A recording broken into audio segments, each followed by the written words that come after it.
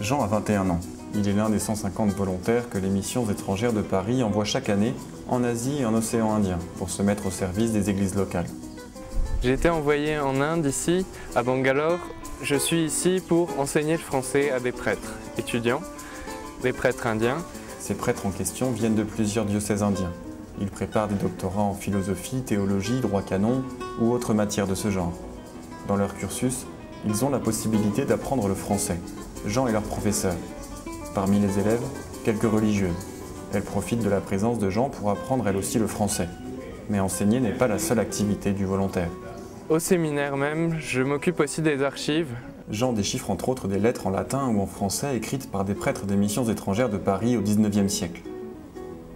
Que ce soit pour travailler sur les archives d'une bibliothèque ou pour donner des cours de français, Jean est assis à un bureau.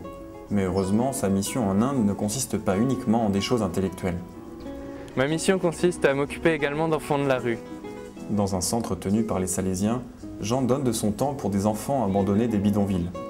Pour leur plus grand bonheur, il leur apprend à jouer de la guitare. You remember E minor, like this, just before one E, you just add one finger, okay, correct? Jean passe aussi du temps avec ces jeunes défavorisés pour faire du sport avec eux. Je suis tombé récemment sur une expression de Confucius qui dit que quand un homme a faim, mieux vaut lui apprendre à pêcher que de lui donner un poisson. Par cette expression, je me retrouve dans le sens où j'apporte ici non pas des biens matériels, mais mes connaissances et mon savoir-faire. Je pense qu'il est préférable de donner plutôt du temps, d'apporter quelque chose d'immatériel que de donner des biens matériels. La mission de Jean n'est pas de donner de l'argent, de distribuer de la nourriture ou d'apporter des vêtements.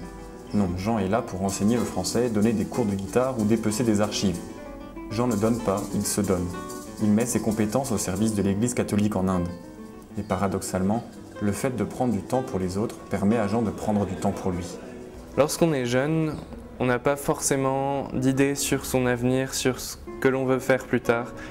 Et je pense qu'il est bien de prendre un temps pour se remettre en question, pour se poser la question « qu'est-ce qui serait mieux pour moi ?» Gagnant-gagnant. Les prêtres indiens et les jeunes des bidonvilles sont ravis de la présence de Jean au milieu d'eux.